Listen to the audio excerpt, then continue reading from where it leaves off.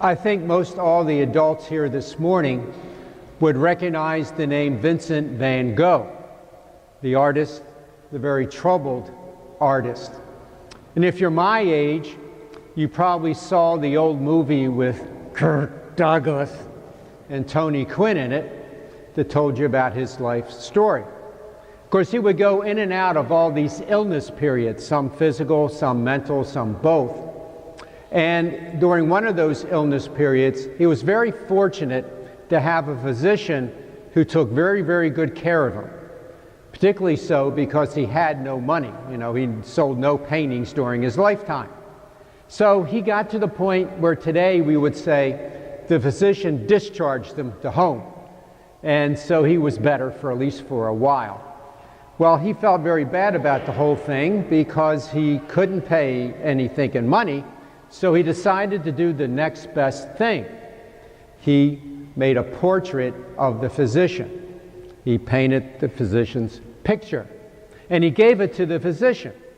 Well, the physician took it, but he wasn't terribly impressed by the whole thing, and so he threw the picture into his attic.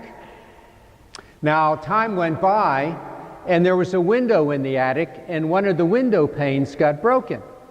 So instead of going out and getting some more glass and filling the window pane in, he took the Van Gogh and he put it over the hole.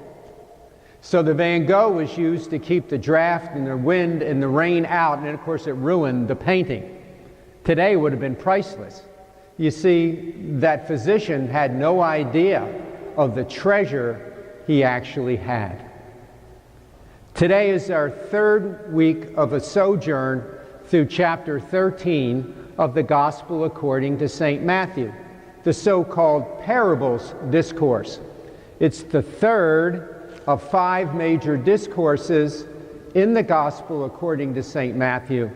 And it's the section in which Jesus gives us a series of parables about the reign of God, what is called in St. Matthew typically the kingdom of heaven. Now, as I mentioned, I think a couple of weeks ago, notice Jesus never says the kingdom of heaven is, and then fills in the blank. He always says it's like this, and we have to figure out how it is like this, that kind of a thing. So you might be sitting there wondering, okay, if he's not telling us what it is, how will we know it? Okay? And I think today, in 2 of the 3 parables, he explains to us how we can come to know it. These 2 parables have to do with treasure. He compares the kingdom of heaven to treasure. In the first story, a man goes out into the field and he's digging around, and out of nowhere he discovers something. And he decides that that something is a great treasure. So he reburies it and goes out and takes all the money he has and buys the field.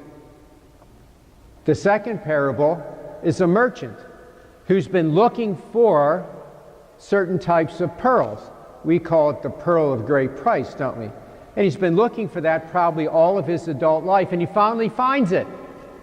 So he too decides to take everything he has and buy that pearl. Every time I think of that, I think of an old quote from Mark Twain, of all people. Mark Twain said, "Put all your eggs in one basket and then watch that basket."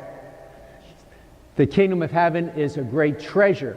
One person finds it sort of by accident, kind of comes across it, but has to discover that it really is a treasure. Sometimes I wonder how many people actually dug up that same thing, but didn't recognize it as being a treasure, or weren't willing to pay the price for it. Okay? Same thing with the pearl. How many other merchants may have come across that pearl, but they weren't willing to pay the price either? Jesus is telling us that we need to put our whole hearts into this kingdom of heaven. The third parable is kind of like a corrective, if you will, and should remind you a little bit of the parable from last week of the weeds and the wheat. Okay? Because here's a situation where there's a dragnet, a big net out there, and it pulls in, And sometimes within that net are good fish.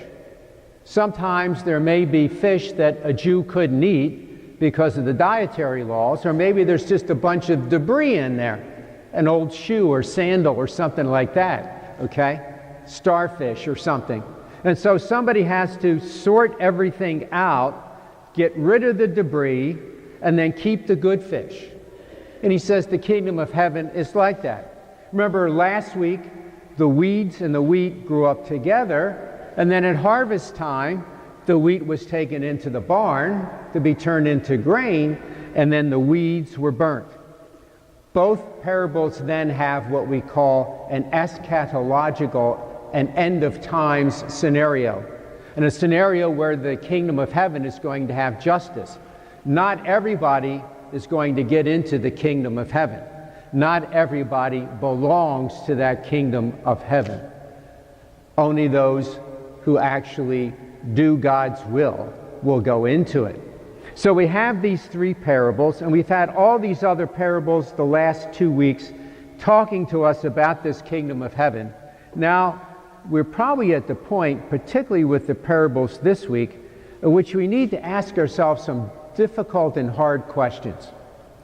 What do I mean? Well, like, what during our life up to now have we been willing to risk things for? Maybe it was a job, maybe it was a house or car, a wife, whatever, but we were willing to risk things in order to obtain it. Jesus says that the kingdom of heaven is so important that you should be able to risk everything in order to obtain it. Do we feel that way? Really?